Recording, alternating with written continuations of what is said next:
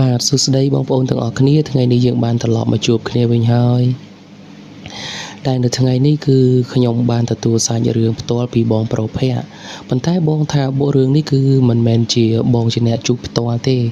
រឿងនេះគឺដំណើរតពីពុករបស់បងមកដែរទេអញ្ចឹងណាហើយគាត់ថាសាច់រឿងមួយនេះគឺនិយាយអំពីការប្រើអាគមរវាងគ្នានឹងគ្នាបងប្អូនដោយចំណងជើងដែលខ្ញុំបានដាក់នៅខាងលើអញ្ចឹងណាគឺគ្រូល្ខោនវងមួយទៅវងមួយគឺគាត់សាអាគមឬក៏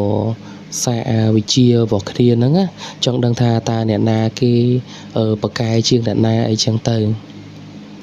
តែមុននឹងចូលទៅដល់សាច់រឿងនេះខ្ញុំក៏សូមខន្តីអភ័យទោសចំពោះពុកម៉ែបងប្អូនអ្នកស្ដាប់ហើយជាពិសេសនោះគឺចំពោះពុកម៉ែបងប្អូនដែលគាត់ប្រកបរបរអាជីវកម្មជាអ្នកតកែល្ខោនអ្នកដើរល្ខោនអីហ្នឹងណាបើសិនជាខ្ញុំនិទានទៅសម្រាយទៅមានការប៉ះពាល់លើសលួសត្រង់ចំណុចណាមួយក៏សូមខន្តីអភ័យទោសពីព្រោះខ្ញុំគឺអត់មានចំណេះដឹងខាងហ្នឹងទេគឺគ្រាន់តែយករឿងហ្នឹងពីបងប្អូនយើងមកគឺដំណើរតមកចែកបងប្អូនយើងបន្តទៀតចឹងណាអញ្ចឹងអាចចាត់ទុកបានថាខ្ញុំគឺជាក្មួយជាបងជាប្អូនអីចឹងដែលដំណើរសាច់រឿងប្រាប់តគ្នាអញ្ចឹងទៅអញ្ចឹងហើយគឺដើម្បីចង់ដឹងតែច្បាស់ថារឿងនេះគឺវាមានភាពចង់និយាយថាអភិនិហាឬក៏វាសាហាវព្រឺយ៉ាងណាអញ្ចឹងយើងចូលទៅកាន់សាច់រឿងពេញជាមួយនឹងខ្ញុំទាំងអស់គ្នាបងភ័ក្រថាការនោះគឺលោកឪពុករបស់គាត់បានដំណើរមកប្រាប់គាត់ថាគឺមាននៅក្នុងភូមិមួយហ្នឹងគឺមានក្រុមមានវងល្ខោនមួយហ៎បងប្អូនដែលវងល្ខោននោះគឺខ្ញុំសូមហៅថាវងល្ខោនរបស់លោកអ៊ំវីអញ្ចឹងចុះអញ្ចឹងហើយក្រុមល្ខោនរបស់គាត់ហ្នឹងគឺល្បីល្បាញនៅក្នុងភូមិហ្នឹងណាអញ្ចឹងគេមានកម្មវិធីបន់តាមផ្ទះឬក៏ឆ្លងចែកដីឬក៏កម្មវិធីនៅវត្តនៅអីនិយាយទៅឲ្យតែនៅក្នុងស្រុកភូមិរបស់គាត់គឺគេមិនដែលរំលងក្រុមល្ខោនគាត់ទេឲ្យតែគេត្រូវការវងល្ខោនគឺគេនឹងយកជ្រើសរើសវងល្ខោនគាត់ដើម្បីមកសម្ដែងអញ្ចឹងណាបងប្អូនប៉ុន្តែនៅមានថ្ងៃមួយនោះគឺមានអ្នកដែលនៅក្នុងភូមិហ្នឹងគឺគាត់អ្នកមានមុខមានមាត់ដែរហើយគាត់មានកម្មវិធីបន់នៅផ្ទះគាត់ហ្នឹងណាហើយគាត់តម្រូវត្រូវដាក់ល្ខោនតែពេលនោះគឺគាត់អត់បានជួខាងវងល្ខោនរបស់អ៊ំប្រុសវីនឹងទេអញ្ចឹងគាត់បានជួក្រុមល្ខោនដែលមកពីស្រុកដតីមកសម្ដែងនៅហ្នឹងណាអញ្ចឹងខ្ញុំសូមហៅក្រុមល្ខោនទី2ដែលនៅឆ្ងាយមកនោះគឺហៅថាក្រុមល្ខោនរបស់លោកអ៊ំវីតចេះទៅដើម្បីឲ្យវាស្រួលហៅអ៊ំវីតចេះទៅបងប្អូនហ្នឹងហើយអញ្ចឹងហើយពេលដែលគេគិតគូរគ្នាអីហើយនឹងហើយគឺថ្ងៃបន់ថ្ងៃសម្ដែងហ្នឹងគឺវាបានចូលមកដល់អញ្ចឹងពេលដែលល្ខោនលេងកន្លែងមួយគឺវាមិនមែនតាមមួយថ្ងៃទេបងប្អូនវាមិនមែនតាមមួយយប់ទេគឺវា2យប់3យប់អីចឹងណាហើយកម្មវិធីនៅផ្ទះគាត់ហ្នឹងគឺតម្រូវឲ្យល្ខោនគេលេង3យប់អញ្ចឹងហើយគឺពេលនោះធម្មតាទាំងយើងទាំងគេយើងធ្លាប់តែយើងម្ចាស់ទឹកម្ចាស់ដីយើងអ្នកមានមុខមានមាត់ពេលដែលគេត្រូវការវងល្ខោនគេត្រូវការអីគឺគេតែងតែមករកយើងហើយស្រាប់តែពេលលើកនេះគឺគេអត់រកយើងគេរកអ្នកផ្សេងពេលនោះយើងខាងក្រុមល្ខោនរបស់អ៊ំវីហ្នឹងគឺគាត់ក៏អន់សពុនចិត្តអីចឹងណាបងប្អូនហើយគាត់ក៏ចង់ដឹងថាខាងគេមានអីពិសេសមានអីអញ្ចឹងណាអញ្ចឹងក៏មានការទៅមើលទៅអីចឹងទៅប៉ុន្តែទន្ទឹមនឹងនោះដែរគឺក្រុមល្ខោនរបស់លោកអ៊ំវីហ្នឹងគឺគាត់មានកូនសិស្សចំណិតរបស់គាត់3ទៅ4នាក់អញ្ចឹងអេដមីនសូមហៅគាត់ថាបងកបងខហើយនិងបងកើអញ្ចឹងទៅដើម្បីឲ្យស្រួលហៅបងប្អូនឲ្យស្រួលស្ដាប់អញ្ចឹងហើយគឺសិស្សចំណិតគាត់ដែលជាបងកហ្នឹងក៏បានមកសួរគាត់ថាអ៊ំមិញបានថាផ្ទះបនហ្នឹងគេអត់ហៅក្រុមយើងទៅសម្ដែងអញ្ចឹងបានគេហៅក្រុមអ្នកផ្សេងទៅសម្ដែងអញ្ចឹងការក្រុមនោះគឺមានអីពិសេសឬក៏មានអីដែលល្អជាងយើងអញ្ចឹងបានគេជ្រើសរើសក្រុមនឹងទៅសម្ដែងអញ្ចឹងណាបងប្អូនក៏សួរដែលអ៊ំវីដែលជាតកែល្ខោនក៏ដូចជាគ្រូរបស់គាត់នឹងអញ្ចឹងទៅអញ្ចឹងហើយគឺអ៊ំវីហ្នឹងក៏គាត់អត់មាត់អត់កឲ្យដែរគាត់ថាបើសិនជាចង់ដឹងចាំមើលពេលដែលគេសម្ដែងឲ្យធ្វើតាមគាត់ទៅហើយចង់ដឹងថាខាងគ្រូគេនោះគឺប្រកែជាងយើងឬក៏ខ្លាំងជាងយើងអីចឹងណាឲ្យធ្វើតាមគាត់ទៅគាត់នឹងពិសោធន៍ឲ្យមើលអញ្ចឹងគាត់ក៏ប្រាប់ទៅបងកនឹងវិញថាធម្មតា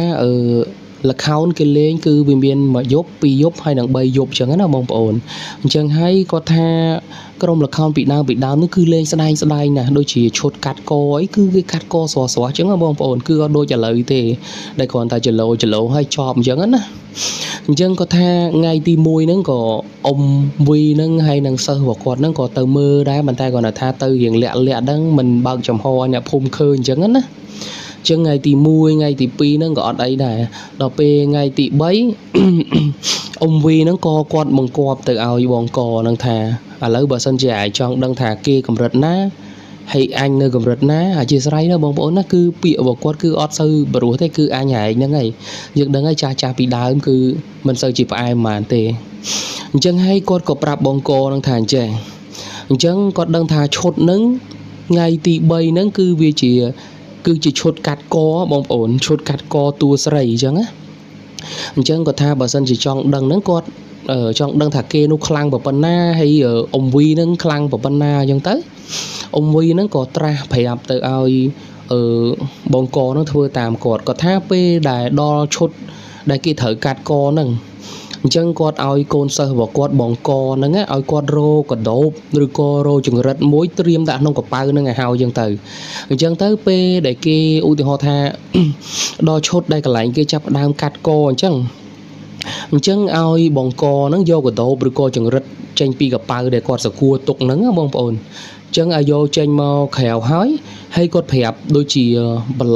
lấy để ao sốt từ tam ông vi đang chẳng á ao sốt ấyประมาณ cho tam quạt nâng hói cứ ai mua co chừng rất rồi co mua co cái đốp nắng hay bỏ chào từ hay ốp cái tha bà sân chỉ chọn to các ba hay nâng luôn mà nữ để cắt co nơi lơ chạ nâng ngày chọp kia vinh chẳng á không ổn cứ thử tay mà rốt xạ sọp cái đầu bự cô xạ sọp chừng rất đại quan mua co bỏ chào nữa vô nâng mà to kia ban vinh tự mình được hàng lớn nâng ai to kia ban vinh cứ thoáng nó ra hai cái bền tên nó không ổn nhưng kết mơ tới nhưng ốp cái chừng hạt ốp cái ở cái đầu hay tôi chia mà được để cắt các ba nó bông ổn cứ thoáng nó vi hiện giả hai gần tết chẳng á hay ông vi nó có quạt bà to phèp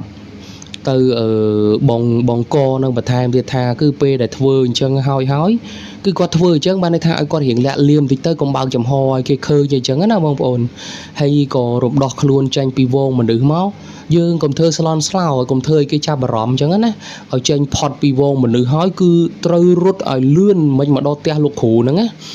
cứ mà đo năng hay lục khủ cứ cái miền bị thi miền A cái tà tam năng tiết bàn tay có ở toàn phèp bong co nó ngày có bọc bài tà tam năng tề cứ phèp bong co tà bập năng tề ở mua co chừng ra thì có đầu với ốp cách bò trao hay cách pi vô mà nữ thơ lấy mấy hột ở lươn mà đo te lục khủ nằng mà đo te ông vi nằng á chẳng bà to pi là người ban vậy kia ban ấy nâng hói cứ bong co nó có quạt trong đằng đài bong ổn cứ quạt trong đằng ta khủ quạt đọc mà rất na rồi có ở vông xe lơ khủ quạt rồi có khủ quạt lơ vông xe chẳng á nó cứ chơi từ trong đằng nặng bàn tay nơi bị khối nó cứ quạt đằng tha vì miền Paul Papo ấy bong ổn quạt toàn đằng ấy phụ tha ông vi đã chia khủ quạt nó có quạt ọt phèp bị Paul Papo đằng đài chẳng á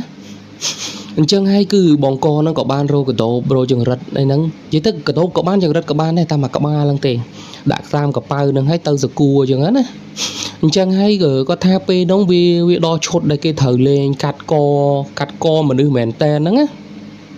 chẳng hay cứ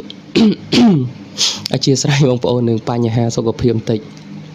cứ crom rồi bộ ông vít đây cái chơi bị phun xây nó cứ quạt lên đo chốt nó tay quạt môn nó quạt riệp chom chốt để cắt co côn nó tua sấy nó hay xong bởi chị anh thích cứ tua sấy nó cứ chỉ côn cầm mộng và cao bỏ ông vịt nó đại chỉ tất cả là khao nâng chẳng á chẳng quạt có ban ở vậy tam micro là khao nâng tha cứ xong khan tây ở pay tô pi sầm nạ bọc mai bong ôn rồi cô cha prati cha đại nơi nâng nè đại quạt che nè đại quạt ấy nó cứ xong người ta cùng xạ cùng ấy chẳng á bong ôn bị phố quạt tha cứ cầm là khao quạt nâng còn ta lên làm bay đồ bài tê hay bà sân chỉ bong ôn xạ bong ôn ấy chẳng vì anh mình khổ thân nạ đó tua dòng đại cắt co đại cắt cả ba lần chẳng á bong ôn អញ្ចឹងហើយគាត់ក៏និយាយសុំនិយាយអីតាមនឹងរួចរាល់អស់ហើយដល់ឈុតត្រង់ហ្នឹងគឺគាត់ដើរតួជាពេជ្ជឃាតអញ្ចឹងណាគេថាគេមានសងដៃសងខាងអញ្ចឹងទៅចងកសែងក្រហមនៅក្បាលអញ្ចឹងទៅក៏កាត់ក្បាលកូនកំមុំហ្នឹងកាត់ក្បាលតួហ្នឹងគឺស្រស់ហ្មងបងប្អូនគាត់ថាគឺ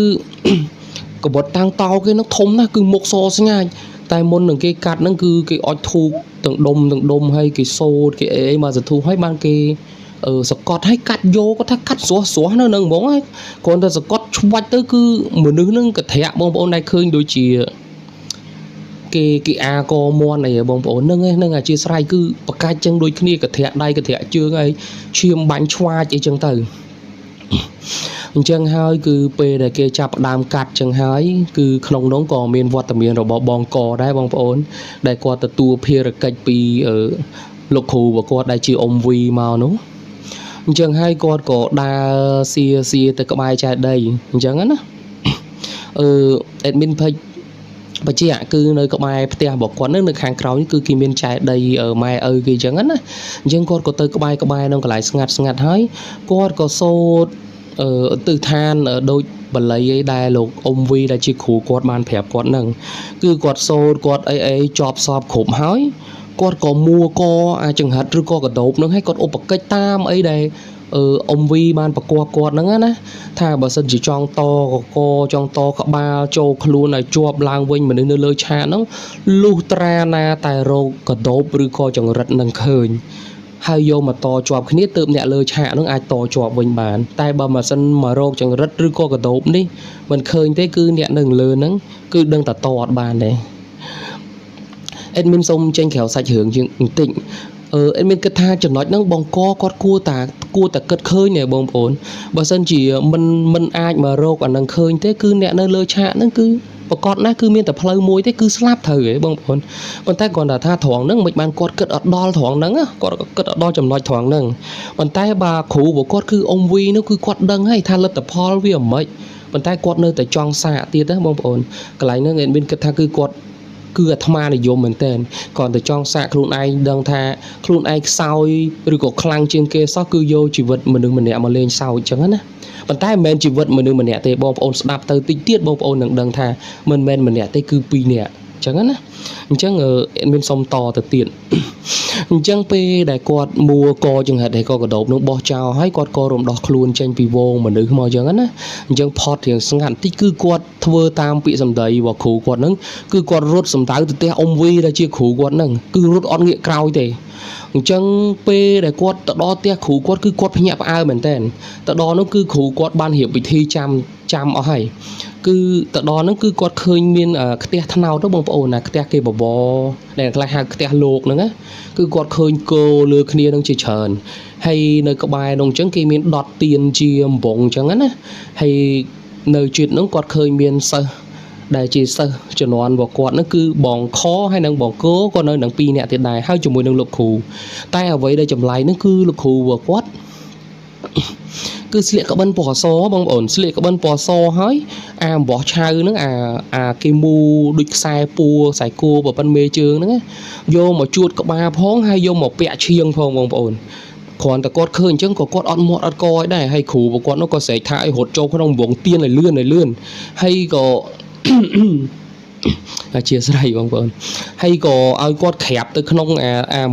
វងទៀនហ្នឹងហើយប្រកបឲ្យបងខហើយនិងបងគោ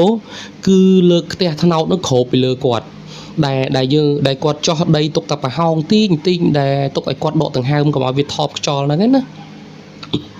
អញ្ចឹងហើយគឺពេលដែលគាត់គ្របនឹងហើយគឺគាត់ថាគ្របច្រើនមែនតើតែគាត់អត់ដឹងថាផ្ទះដែលគេគ្របនឹងវាប្រហែលជាន់អីទេព្រោះពេលដែលគាត់រត់មកនោះគឺគាត់ដឹងតែគេគោពីលើគ្នាផ្ងាហ្នឹងគឺវាច្រើនតែគាត់មិនបានរាប់ចឹងណាបងប្អូនអញ្ចឹងពេលដែលបង្កគាត់ក្រាបទៅនឹងហើយសិស្សរួមគ្រូរបស់គាត់នឹងយកផ្ទះនឹងមកគ្របពីលើនឹងហើយអញ្ចឹងណា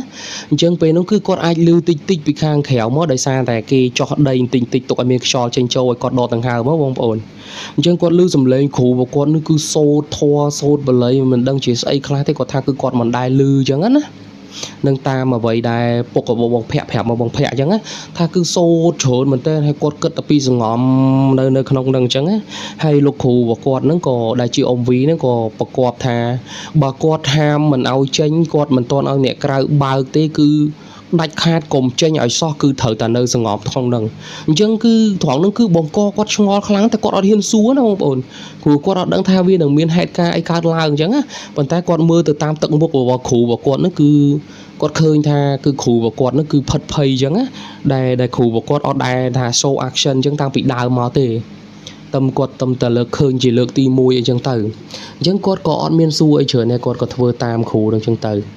អញ្ចឹងពេលដែលបង្កគាត់សង្ងំនៅក្នុងផ្ទះហ្នឹងគាត់ថាមកសន្ទុះធំគាត់ថាប្រហែលជារយៈពេលថាថាអស់កន្លះធូកចុះព្រោះពីដើមគាត់អត់សូវចេះនិយាយម៉ោងទេគេនិយាយថាមួយធូកពីរធូកអីចឹងណាបងប្អូនថាអស់ប្រហែលជាកន្លះធូកចុះគឺបង្កហ្នឹងគឺគាត់ឮសំឡេងពីលើក្បាលរបស់គាត់ហ្នឹងអាសំឡេងផ្ទះដែលគេគ្របលើគាត់ហ្នឹងលឺសូរឆោងឆាំងក្ដុងក្ដាំងហ្នឹងប៉ុន្តែគាត់នៅសង្ងំហ្នឹងគាត់អត់ហ៊ានរើទេគាត់ថាគឺលឺម្ដងពីឆ្វេងម្ដងពីស្ដាំម្ដងពីកដាលម្ដងពីអីហើយលឺក្ដុងក្ដាំងលឺដូចជាប្រេះលឺដូចជាបែកអីចឹងណាបងប្អូនអញ្ចឹងហើយបន្តការលឺនឹងប្រហែលជា10នាទីទើបអានឹងស្ងាត់ហើយគឺគាត់លាន់ស្នូដឹបអីចឹងទៅណាអញ្ចឹងពេលនោះហើយបានប្រហែលបានបន្តិចទៀតក៏បងខហើយនឹងបងកហ្នឹងក៏បើកផ្ទះនឹងឡើងអញ្ចឹងពេលដែលបងកនឹងគាត់ងើបមកឡើងគឺគាត់មានការស្រឡាំងកាំងមែនតើណាបងប្អូននឹងគាត់ឃើញអីហ៎គឺគាត់ឃើញអាផ្ទះដែលគ្របពីលើគាត់ហ្នឹងណាវាបែកទៅជាបំណែកដូចមានវត្ថុអីរឹងមកកាប់មកចាំងវាឡើងកជ្រីកជ្រាញពេញហ្នឹងអញ្ចឹងណាគឺបើផ្គុំអាបំណែកនឹងចូលគ្នាទៅគាត់ថាវាមិនពិបាកទេព្រោះមួយហ្នឹងវាបែកជា2អីទេអញ្ចឹងបើផ្គុំចូលគ្នាទៅគឺគាត់រាប់ទៅគឺឃើញផ្ទះហ្នឹងដល់ទៅ6បងប្អូនអញ្ចឹងអាចន់ទី7ដែលគ្របគាត់ជិតដល់គាត់ហ្នឹងវាមានស្នាមផុងដែរតែគាត់ថាវាអត់ដាច់អញ្ចឹងណាហើយអ្វីដែលគាត់រត់តែព្រឺក្បាលទៀតហ្នឹងណាគឺគាត់ឃើញតាំងតោមុខឡើងធំសស្ងាចមួយនៅក្បែរគាត់ហ្នឹងណាដែលប្រឡាក់ពោពេញទៅដោយឈាមហើយតាំងតោដែលគាត់ឃើញនេះគឺគាត់ស្គាល់ច្បាស់ណាបងប្អូនដឹងតាំងតោនោះគឺជាតាំងតោអីគេគឺជាតាំងតោដែលគ្រូល្ខោនគេលេងនៅនោះគេកាត់អាឈុតគេកាត់កបងប្អូនហ្នឹងអាហ្នឹងហើយគាត់ក៏បានសួរទៅលោកគ្រូគាត់ថាមានរឿងអីកើតឡើងអីចឹងណាហើយគ្រូគាត់ក៏អត់មាត់អត់កទេតែគាត់មើលទៅស្ថានភាពគ្រូគាត់គឺមុខស្លេកហើយបាច់ញើសពិនគ្រាប់ពោតអីចឹងណាហើយគ្រូគាត់ក៏ថាលេងអីហ្នឹងប៉ុណ្ណឹងឲ្យបង្កហ្នឹងកុំទៅផ្ទះគាត់វិញអីឲ្យនៅសម្រាប់នៅផ្ទះគ្រូហ្នឹងគឺរយៈពេល7ថ្ងៃបងប្អូនហើយគាត់ថាគាត់ភ័យផងអីផងហើយឃើញស្ថានភាពគ្រូគាត់អញ្ចឹងផងគឺគាត់ក៏អត់មាត់ដែរគឺគាត់ធ្វើតាមគ្រូហ្នឹងអញ្ចឹងណាហើយគ្រូហ្នឹងក៏រៀបចំរើពិធីរើអីហ្នឹងគាត់ទៅទុកវិញអញ្ចឹងទៅប៉ុន្តែហេតុការណ៍ទាំងអស់ហ្នឹងគឺបង្កត្រូវមកដឹងឡើងនៅថ្ងៃទី6បងប្អូននៅថ្ងៃទី6ហ្នឹងគឺមានសិស្សនៅចំនួនរបស់គាត់ហ្នឹងម្នាក់ដែរមិនមែនបងខមិនមែនបងកោទេadmin សុំហៅថាបងខោចុះគឺជាកូនសិស្សទី4ហ្នឹងណាដែលលោកអ៊ំវីហ្នឹងគឺបានចាប់ឲ្យគាត់ហ្នឹងគឺទៅប្រចាំការទៅឈរមើលស្ថានភាពដែលនៅពីមុខឆាកល្ខោនដែលគេលេងនៅនោះចឹងណាបងប្អូនអញ្ចឹងហើយគឺបងនឹងក៏ពេលដែលបានមកវិញជួបគ្នាបងនឹងក៏ប្រាប់ទៅបងកអញ្ចឹងបានបងកគាត់ដឹងសាច់រឿងណាគាត់ថាពេលដែលគេលេងឈុតកាត់កលេងអីនឹងហើយអញ្ចឹងហើយពេលនោះគឺមិនពេលដែលបងកនោះគាត់មួកចង្ហិតឲ្យកដោបហើយគាត់រត់មកបាត់ត្រូវឯងបងប្អូនអញ្ចឹងបន្ទាប់ពីនោះមកគឺគ្រូល្ខោនដែលក្រុមផ្សេងលេងដែលក្រុមល្ខោនរបស់អ៊ំវិតហ្នឹងណាគឺគាត់ក៏បានធ្វើការតកជាមួយនឹងខ្លួនកូនស្រីគាត់ដែលគាត់កាត់ក្នុងឈុតល្ខោនហ្នឹងណាគឺគាត់តអត់ជាប់ទេបងប្អូនតយ៉ាងណាក៏អត់ជាប់ដែរពីអុចធូកម្មរហូតដល់អុចធូកគាត់ថាធូកសឹងតែមួយដុំប្រពន្ធកពួនដៃហើយគឺហុយឡើងពេញឆាកហ្នឹងណាគឺតយ៉ាងណាក៏តមិនជាប់តយ៉ាងណាក៏តមិនជាប់អីចឹងណាហើយពេលនោះគឺគ្រូល្ខោននោះក៏និយាយតាមមេក្រូល្ខោននឹងគឺសូមសូមពាវមនាវថាគឺអ្នកដែលចេះអ្នកដែលបានធ្វើអ្នកដែលបានអីឧបកិច្ចមកហ្នឹងសូមមេត្តាជួយចង់និយាយថាដោះ អីដែលខ្លួនឯងបានធ្វើទៅវិញហ្នឹងព្រោះអានេះវាពាក់ព័ន្ធអាយុជីវិតរបស់មនុស្សអាយុជីវិតរបស់កូនស្រីគាត់អញ្ចឹងណាគាត់នៅតាមអង្វរទទូចហើយមានដូចជាយំខ្សឹបខ្សួរអីផងហ្នឹងគឺសុំអង្វរហើយសុំអង្វរទៀតអញ្ចឹងណាប៉ុន្តែនៅតែតអត់ជាប់អញ្ចឹងបងប្អូនអញ្ចឹងហើយគឺប្រហែលជាគាត់ថាប្រហែលជាថាយ៉ាងយូរថា20នាទីអញ្ចឹងទៅថាពេលប្រហែលជាចិត្តមកធូកអញ្ចឹងទៅអញ្ចឹងហើយគឺខ្លួនកូនកំមុំរបស់គាត់ដែលជាតួដែលគេត្រូវកាត់កហ្នឹងគឺស្លេកទៅចង់និយាយថាគឺហូរឈាមអស់ពីខ្លួនណាបងប្អូនគឺគាត់ក៏បានស្លាប់ទៅអញ្ចឹងណាអញ្ចឹងដល់ពេលហ្នឹងហើយគឺក្រុមលខោនហើយដូចជាតួដែលរឿងប៉ិតជាម្ដាយរបស់ខាងតួដែលកាត់កហ្នឹងក៏មកយំបោកខ្លួនអីពេញទៅឆាកហ្នឹងវាបង្កើតទៅជាទស្សនវិជ្ជាដ៏សោកសង្រេងមួយនៅក្នុងអាកម្មវិធីហ្នឹងអញ្ចឹងណាបងប្អូនហើយគ្រូលខោននោះក៏គាត់ខឹងខ្លាំងហើយក៏គាត់និយាយថាខ្ញុំប្រាប់ហើយខ្ញុំមកលេងនេះគឺខ្ញុំលេងដើម្បីដូរបាយទេហេតុអីបានជាអ្នកឯងសាហាវអ្នកឯងចិត្តខ្មៅដូចសัตว์ដេរឆានដូចអីចឹងនិយាយទៅគាត់និយាយសពទាំងអស់អំដាយថាចិត្តខឹងហ៎បងប្អូនព្រោះនេះជីវិតរបស់កូនគាត់ទាំងមូលរឿងអីទាំងយើងទាំងគេអ្នកណាមិនខឹងបងប្អូនសូម្បីតាសัตว์ក៏វាចេះស្រឡាញ់កូនវាដែរអញ្ចឹងហើយគឺពេលនោះហើយគាត់ក៏ថាអញ្ចឹងជីវិតមួយសងជីវិតមួយអីចឹងណាហើយក៏បានយកអាកបិតដែលគាត់ធ្វើពិធីកាត់កកកូនគាត់ក្នុងឈុតរឿងលខោនហ្នឹងណាយកមកធ្វើពិធីគឺមានសូត្រមានព្រោះទឹកហើយមានយកធូបហ្នឹងទៅគោះពីលើហ្នឹងគាត់ថាគឺគោះសូត្រអញ្ចឹងហើយកូនសិស្សរបស់អ៊ំវីដែលថាយើងអាចនិយាយថាស៊ើបការអញ្ចឹងហ្មងចុះដែលនៅឈរពីមុខឆាកហ្នឹងគឺគាត់នៅចិត្តមែនតើណាគាត់ថាឃើញសូត្រផ្លុំព្រោះទឹកហើយយកធូបហ្នឹងមកគោះបានបន្តិចគឺតាំងតោហ្នឹងបាត់ឈឹងហ៎បងប្អូនមាននិយាយមកដល់ហ្នឹងគឺភឺសបល់មែនតើគឺតាំងតោហ្នឹងស្រាប់តែវាបាត់ឈឹងអញ្ចឹងហើយវាបានន័យថាវាមកតសាច់រឿងដែលបង្កគាត់ជួមហ្នឹងណាអញ្ចឹងពេលដែលគាត់ចូលទៅក្នុងផ្ទះអាឆោងឆាងហ្នឹងគឺខាងនោះគេបញ្ជាអាតាំងតោហ្នឹងឲ្យមកកាប់សម្លាប់អ្នកដែលឧបកិច្ចអ្នកដែលមួកកដោបកអីហ្នឹងគឺបង្កហ្នឹងណាបងប្អូនអញ្ចឹងហើយគឺមកកាប់ឆោងឆាងហ្នឹងហើយបងប្អូនសាកសម័យមើលបើសិនជាបងកគាត់អត់ស្ដាប់តាមសម្ដីគ្រូគាត់ឬក៏គាត់គិតថាមិនអីទេព្រោះគ្រូគាត់អត់មានប្រាប់ថាគាត់នឹងមានគ្រោះថ្នាក់នឹងអីទេអញ្ចឹងណាឧទាហរណ៍បើគាត់ទៅផ្ទះគាត់ឬក៏ទៅណាដែលគាត់អត់មកផ្ទះអ៊ំវីនឹងទៅមានរឿងអីកើតឡើងអញ្ចឹងបងកមិនខ្លាចតែជាសាច់ច្រាមហ៎បងប្អូនពីព្រោះយើងគិតមើលផ្ទះថ្នោត6 7ជាន់កាប់បែក6ដល់7ថត់ហើយបានថាដូចចឹងថាអស់មកឥទ្ធិពលអាគមនឹងអញ្ចឹងក៏វិតនឹងក៏ធ្លាក់អញ្ចឹងណាចុះបើសិនជាគាត់នៅក្រៅបងប្អូនគិតមើលគឺមិនទូឃើញវាប្រវាក់សម័យណាគឺត្រង់ហ្នឹងគឺបងកគឺខឹងនឹងគ្រូគាត់មែនតើអញ្ចឹងបានន័យថាគ្រូគាត់គ្រាន់តែចង់សាកជាមួយនៅខាងនោះចង់ដឹងថាអ្នកណាខ្លាំងជាងអ្នកណាគឺអត់ខ្វល់ខ្វាយនឹងជីវិតរបស់អ្នកតួសម្ដែងនោះមួយទៀតគឺគាត់ផ្ទាល់ដែរជាកូនសិស្សហ៎បងប្អូនអញ្ចឹងអានឹងបានន័យថាគឺយកជីវិតរបស់គាត់មកលេងសើចមកភ្នាល់ដើម្បីគ្រាន់តែចង់ដឹងថាអ្នកណាខ្លាំងជាងអ្នកណាហើយយើងគិតទៅយើងយកមកប្រៀបធៀបគ្នាវាស័ក្តិសមនឹងតម្លៃហ៎បងប្អូនវាអត់ស័ក្តិសមទេចង់និយាយថាគឺគាត់ចាត់ទុកជីវិតគេនឹងវាអត់ន័យជីវិតរបស់គេនឹងគ្មានតម្លៃគ្រាន់តែជាការកំសាន្តគ្រាន់តែជាការសាកគ្នានឹងគ្នារវាងអ្នកចេះនិងអ្នកចេះរបស់គាត់អញ្ចឹងណាគឺត្រង់ហ្នឹងគឺបង្កគាត់ថាគាត់ខឹងយកតែមែនតើណាបងប្អូនអញ្ចឹងហើយក្រៅពីដឹងរឿងនឹងហើយគឺបង្កក៏បានខឹងគ្រូគាត់នឹងខ្លាំងមែនតើគាត់ទៅជួបជាមួយនឹងអ៊ំវីនឹងគឺគាត់ថាគាត់និយាយលេងដឹងគ្រូលេងដឹងអីគាត់ស្ដីឲ្យគាត់ជេរគាត់អីតាមនឹងអញ្ចឹងណាហើយលោកគ្រូហ្នឹងក៏គាត់ដឹងខុសដែរគាត់គិតថាដោយវារឿងជ្រុលគាត់ចង់និយាយថាគាត់ភាំងទៅមកភាំងអញ្ចឹងណាបងប្អូនហើយគាត់ក៏បានលួងគាត់ក៏បានខាត់បងកនឹងដែរថាកុំឲ្យចេញពីផ្ទះគាត់នេះគឺជាថ្ងៃទី6ទេនៅស្អែកមួយថ្ងៃទៀតបាទគាត់អាចផត់គ្រោះអញ្ចឹងណាបងប្អូនតែបងកគឺគាត់លេងនៅគាត់លេងស្ដាប់ហើយបងប្អូនអញ្ចឹងគឺគាត់ខឹងអ៊ំវីនឹងមែនតែនអញ្ចឹងគាត់ក៏បានខឹងហើយគាត់រត់ទៅផ្ទះគាត់ទៅផ្ទះម្ដាយគាត់នឹងទៅរស់នៅនឹងវិញអញ្ចឹងណាហើយដល់ពេលបងកនេះអញ្ចឹងហើយគាត់ក៏ខាត់មិនបានគាត់ក៏ចង់និយាយថាគាត់ព្យាយាមខាត់ដែរហើយគាត់ក៏ព្យាយាមទៅហៅបងកនឹងពីផ្ទះនឹងមកដើម្បីមកផ្ទះគាត់នឹងដែរដោយរបៀបថាផ្ទះគាត់គ្រូលខោនគ្រូអីចឹងគាត់មានគ្រូមានអីនៅផ្ទះគាត់មានសីមា គាត់មានអាឋានដើម្បីការពារវាការពារបានតែបរិវេណផ្ទះគាត់អីចឹងណាបងប្អូនដល់ពេលបង្កចេញទៅផ្ទះគាត់អញ្ចឹងវាទៅក្រៅបរិវេណអាឋានឬក៏សីមារបស់គាត់អញ្ចឹងគឺគាត់អត់អាចទប់ទល់ជាមួយនឹងអ៊ំវិតដែលជាគ្រូខាងនោះដែលគេឈឺចាប់ដែលយើងទៅធ្វើឲ្យបាត់បង់ធ្វើឲ្យកូនស្រីគេស្លាប់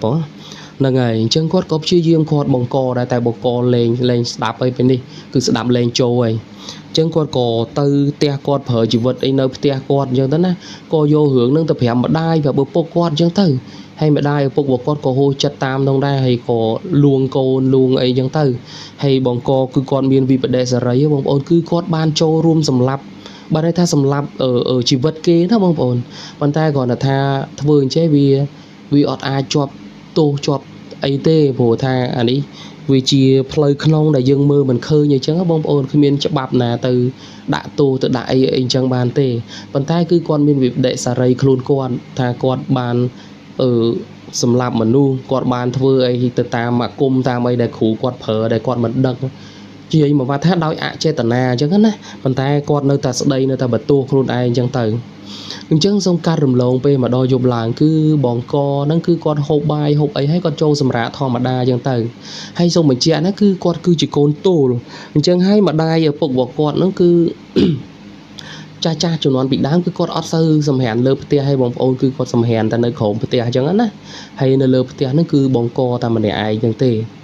អញ្ចឹងហើយពេលដែលចិត្តដល់រំលងអាត្រៀតហ្នឹងរឿងហ្នឹងគឺម្ដាយរបស់បងកហ្នឹងដែលនិយាយប្រាប់អ្នកភូមិហ្នឹងទេហើយបានដឹងមកដល់ប៉ាបងភ័ក្រយកមកចែកអេដមីនមកចែកបងប្អូនទាំងអស់គ្នាហ្នឹងណាព្រោះមិនថាបងកហ្នឹងអ្នកមកនិយាយទេព្រោះបងកហ្នឹងពេលហ្នឹងគឺបងកហ្នឹងស្លាប់បាត់ហើយអាសាច់រឿងត្រង់ហ្នឹងអញ្ចឹងមិនមែនថាខ្មោចបងកហ្នឹងគឺមកនិយាយប្រាប់ទេអញ្ចឹងហើយម្ដាយបងកហ្នឹងក៏ប្រាប់ថាគឺពេលដែលចិត្តរំលងអាត្រៀតហ្នឹងគឺលឺបងកហ្នឹងគាត់ស្រែកថាខ្ញុំខ្លាចហើយខ្ញុំអត់មានចេតនាទេអីចឹងណាហើយពេលនោះលឺតិចទេហើយម្ដាយឪពុករបស់គាត់ដែលសម្រាននៅក្រោមហ្នឹងគឺគិតថាគាត់មកមើលគាត់យល់សពអាក្រក់អីចឹងអារម្មណ៍គាត់អត់ល្អអីចឹងណាស្រាប់មកចុងក្រោយហ្នឹងគឺបងកស្រែកមកវាស់ខ្លាំងហ្នឹងហើយក៏បាត់មាត់ឆឹងអញ្ចឹងណាអញ្ចឹងម្ដាយឪពុកគាត់ហ្នឹងក៏ស្ទុះរត់ឡើងទៅលើផ្ទះហ៎បងប្អូនទៅដល់ហ្នឹងគឺឃើញបងកហ្នឹងគឺគាំងបាត់ហើយបងប្អូនចង់និយាយថាបើម៉ាស៊ីនវិញគេនិយាយថាគប់ពេគឺគាត់បើកភ្នែកធំហើយចំហមាត់ហើយរបៀបថាដូចជាគាត់ឃើញអីមួយដែលគួរឲ្យខ្លាចផិតភ័យអញ្ចឹងណាគឺពេលដែលគាត់ឡើងទៅហ្នឹងគឺគាត់ផុតដង្ហើមហើយគាត់គាំងបេះដូងបាត់ហើយបងប្អូនវាត្រង់ហ្នឹងវាគួរឲ្យនេះដែរគឺវាលឿនពេកគ្រាន់តែស្រែកមកវ៉ាឡើងមកគឺកូនផុតបាត់ទៅហើយប៉ុន្តែផុតនឹងទាំងបើកភ្នែកហើយចំហមាត់អញ្ចឹងណាហើយពេលនោះម្ដាយឪពុកនឹងក៏ស្រែកយំហើយផ្អើលដល់អ្នកភូមិអ្នកអីហ្នឹងអញ្ចឹងទៅហើយពេលនោះម្ដាយឪពុកគាត់ក៏ដូចជាអ្នកភូមិនឹងក៏រៀបចំធ្វើបន់ធ្វើអីទៅតាមប្រពៃណីទៅតាមអីហ្នឹងអញ្ចឹងណាប៉ុន្តែភាគច្រើនគឺគេដឹងហើយថាវាតាក់ទងជាមួយនឹងរឿងអាគមរបស់លោកគ្រូលខោនឹងដែលគាត់សងសឹកគ្នាទៅមកអីហ្នឹងអញ្ចឹងណាអញ្ចឹងពេលដំបូងគឺគេប្រើកវិតដែលកាត់កហ្នឹងគឺបំរុងឲ្យមកកាប់បងកនឹងសម្លាប់ដូចគ្នាហ្នឹងណាប៉ុន្តែដោយសារតាលោកគ្រូគាត់ជួយតន់អាចនិយាយថាអាគមរបស់គ្រូគាត់ហ្នឹងអាចខ្លាំងជាងនោះអាចការពារអាចទប់បានអីចឹងណាបងប្អូនហើយគាត់គ្រូគាត់ហ្នឹងក៏បានហាមដែរឲ្យផត់7ថ្ងៃបានគាត់ផត់ហើយនេះគឺបានតែ6ថ្ងៃជាងអាយុថ្ងៃទី7ហ្នឹងគឺគេមកយកជីវិតគាត់មកអញ្ចឹងហើយគឺពេលនោះហើយគឺបងខោដែលជាអ្នកស៊ើបការហ្នឹងក៏គាត់ពេលដែលកើតហេតុហើយហ្នឹងបានគាត់មកនិយាយប្រាប់ទៅអ៊ំវីហ្នឹងថា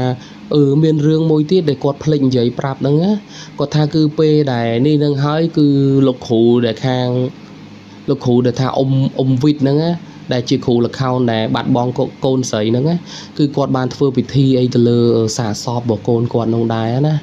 ចឹងថាអ្នកណាគឺធ្វើអីឲ្យកូនស្រីរបស់គាត់នឹងទៅតាមសងសឹកអីចឹងទៅហើយក៏ទៅតាមយកគេឲ្យបានមកវិញអីចឹងណាអញ្ចឹងក៏ត្រង់ហ្នឹងក៏អេនមានឆ្ងល់ដែរតែគឺមនុស្សស្លាប់មួយទាំងមូលហើយគឺអត់មានបញ្ហាអត់មានអីចឹងណាប៉ុន្តែក៏ដូចអ្វីដែលអេនមាននិយាយពីដើមមកដែរគឺយើងអត់អាចយកទោសយកពៃអីបានទេវាអត់មានផុសតាងអត់មានអីទេអញ្ចឹងហើយខាងអ៊ំវិតឯនោះគឺបានតែធំថាសោកស្ដាយហើយយកសពកូនស្រីទៅធ្វើបន់ទៅធ្វើអីហ្នឹងចឹងទៅ អញ្ចឹងកាត់មកដល់បងកវិញអញ្ចឹងពេលដែលគាត់ស្លាប់ហើយហ្នឹងគឺម្ដាយឪពុករបស់គាត់ហ្នឹងក៏ធ្វើពិធីបន់អីតាមប្រពៃណីទិកុសលអីឲ្យគាត់ចឹងទៅហើយនិយាយពីអ៊ំវីវិញគឺគាត់ដឹងកំហុសរបស់គាត់ល្ងងគាត់ចង់និយាយថាមនុស្សដែលថាមានអំនួតមានមហិច្ឆតាមកពេលអញ្ចឹងណាបងប្អូនគិតអត់ដល់អញ្ចឹងណាវាម៉ូបាំងមកពេលអញ្ចឹងទៅហើយក្រោយឡើងក៏គាត់គិតឃើញមកវិញហើយនឹកឃើញសម្ដីបងកដែលថាស្ដីបន្ទោសដែលថាគ្រាន់តែគាត់ចង់ដឹងចង់ចាញ់ចង់ឈ្នះហ្នឹងគឺគាត់យកជីវិតអ្នកនោះមកលេងសើចយកមកសាកហើយឥឡូវមិនត្រឹមតែជីវិតម្នាក់ស្រីនោះទេគឺប៉ះពាល់ដល់ជីវិតបងកដែលជាកូនសិស្សរបស់គាត់នឹងទៀតអញ្ចឹងណាអញ្ចឹងពេលនោះគឺអត់មានពីណាគេរោរឿងឬក៏អីគាត់ទេគាត់ក៏ធ្វើដំណើរចេញពីភូមិពីអីហ្នឹងមកគឺគាត់លក់ដីលក់ផ្ទះហ្នឹងអញ្ចឹងណាបងប្អូនចេញពីនោះមកគឺមិនដឹងថាគាត់អាសត្វអណ្ដែតឬក៏ទៅនៅណាណីហើយក៏រំសាយវងលខោនឬក៏នៅតែលេងបន្តអីទៀតអញ្ចឹងទៅក៏អត់ដឹងដែរហើយព្រោះថាបងភ័ក្រគឺគាត់បានទទួលព័ត៌មានពីឪពុករបស់គាត់តែប៉ុណ្្នឹងមកអញ្ចឹងណាបងប្អូននឹងហើយសាច់រឿងរបស់បងភ័ក្រក៏បានមកដល់ទីបញ្ចប់ហើយសាច់រឿងមួយនេះបងប្អូនគិតថាយ៉ាងណាដែរគឺសម្រាប់ admin គឺជាលើកទី1ដែលឮដែលសម្រាយរឿងសាហាវអញ្ចឹងណាបងប្អូនadminថាវាគិតថាវាសាហាវហើយវាមានអភិនិហាដែលគួរដែលមិនគួរឲ្យជឿយើងគិតមើលទៅដូចជាកាត់កឲ្យហ្នឹងតហើយអាចរស់ឡើងវិញហ្នឹងគាត់ថាបើអត់មានបញ្ហាអីទេគេតតែ5ទៅ10នាទីហ្នឹងគឺកូនស្រីហ្នឹងនឹងអាចងើបដើរមកវិញបានធម្មតាហើយអញ្ចឹងសម្រាប់តាមអាទិត្យ2អាទិត្យទៅហ្នឹងគឺសុខភាពដូចដើមហើយអភិនិហាហើយបងប្អូនវាមិនដែលមនុស្សណាកាត់កហើយតកហើយដើរវិញហើយរស់វិញហើយមួយទៀតនេះគឺដូចជាការឧបកិច្ចដោយការមួកចង្ហិតមួកកដោបអីឧបកិច្ចជាមនុស្សអីហើយបើសិនជារោឃើញកដោបរោឃើញអីហ្នឹងមកតជាប់បានតណាមនុស្សខាងលើកើតបើរោមិនឃើញតមិនកើតបងប្អូនគិតមើលវាសឹងថាវាគ្មានសំបីតាម1%ដើម្បីរកឃើញត្រូវទេបងប្អូនជាងមនុស្សរាប់រយរាប់ពាន់នាក់ដែលមកមើល account ហ្នឹងហើយយើងមិនដឹងថាអ្នកណាចង់សាកហើយគេមិនដឹងថាមួយកខ្លួនចង្ហិតឬក៏កដោបហ្នឹងទៅចោលនៅណាដូចបងកក៏យកទៅចោលក្បែរចែកដីអញ្ចឹងអ្នកណាទៅរកឃើញបងប្អូនរកអត់ឃើញទេតែបើសិនជាពេលដែលគាត់តមិនជាប់ហ្នឹងអ៊ំវីតមិនជាប់ឲ្យគាត់អពាវនាវហ្នឹងតែបើសិនជាអ៊ំវីនឹងនៅកន្លែងហ្នឹងគាត់មានការអាណិតអាសូរគាត់អាចទៅរកអាចឲ្យបង្កនឹងនាំទៅរកអាកចង្ហិតអាខ្លួនចង្ហិតអីហ្នឹងយកមកតគ្នាវិញគឺកូនស្រីរបស់គាត់ហ្នឹងគឺអាចនឹងមានសង្ឃឹមអីចឹងណាបងប្អូនតែនេះអត់ទេគឺត្រង់ហ្នឹងគឺអ៊ំវីគាត់មានគិតថាគាត់អាត្មានិយមឲ្យគាត់សាហាវមែនតើត្រង់ហ្នឹងអញ្ចឹងណាគឺវានិយាយយើងគិតមើលទៅវាអត់មានចំណេញអីទេហើយវាក៏អត់សមនឹងលះបង់ជីវិតមនុស្សដែរគឺគ្រាន់តែចង់ដឹងគ្នាឈ្នះអ្នកណាខ្លាំងជាងអ្នកណាប៉ុណ្្នឹងហើយគ្រាន់តែអន់ចិត្តជាមួយនឹងគ្រួសារម្ចាស់កម្មវិធីដែលអត់អញ្ជើញក្រុមគាត់ឲ្យទៅលេងអញ្ជើញក្រុមផ្សេងមកទៅធ្វើបាបគ្នាក្រុមផ្សេងហើយគ្នាមុននឹងលេងឈុតហ្នឹងគឺគ្នាសុំអភ័យទោសគ្នាសុំហើយសុំទៀតថាគ្នាលេងដើម្បីតែដូរបាយទេហេតុអីក៏យកជីវិតកូនស្រីរបស់គាត់យកមកអញ្ចឹងគឺឈឺចាប់ហ៎បងប្អូនត្រង់ហ្នឹងណាហើយបើនិយាយពីរឿងអភិនិហាទឹកដីខ្មែររបស់យើងស្អីក៏មានដែរតែគ្រាន់តែថាពេលខ្លះយើងអត់ឮយើងអត់ឃើញយើងអត់ជួបយើងគិតថាវាមិនមានប៉ុន្តែវាតែធៀបពិតគឺវាមាន admin ក៏ជឿថាវាមានដែរអញ្ចឹងណាហើយជាចុងក្រោយនេះគឺ admin ក៏សូមលើកម្រាមដៃ10សូមទោសពុកម៉ែបងប្អូនហើយជាពិសេសអ៊ំឬក៏ចាស់ព្រឹទ្ធាចារ្យដែលគាត់ជាគ្រូល្ខោនក្រុមល្ខោនអីចឹងណាដោយដែលបានសូមទោសតាំងពីលើមកអញ្ចឹងគឺ admin អត់មានចំណេះដឹងឯខាងហ្នឹងទេគ្រាន់តែលើកឡើងដើម្បីចែករំលែកនៅសាច់រឿងដំណើរតចែកជូនទៅបងប្អូនដើម្បីស្ដាប់ទុកជាការកំសាន្តតែប៉ុណ្្នឹងអញ្ចឹងណាអញ្ចឹងបើមានលើសលងខ្វះខាតត្រង់ណាអីគឺសូមកុំយកទោសអូនដំណើរឬក៏កុំប្រកែប្រកាន់មក admin អីដែរហើយបងប្អូនដូចគ្នាក្រោយពីស្ដាប់រឿងនេះហើយបើសិនជាអ្នកណាគាត់មានជាមតិឬក៏អីក៏អាច comment បញ្ចេញនៅខាងក្រោមបានណាពីព្រោះថាបើសម្រាប់ admin វិញគឺរឿងនេះ admin ឲ្យ10លើ10គឺគិតថាវាមានតាំងពីការកំសត់វាមានតាំងពីអភិនិហាភាពសាហាវរបស់មនុស្សអីគឺវាឆ្លុះបញ្ចាំងច្រើនមែន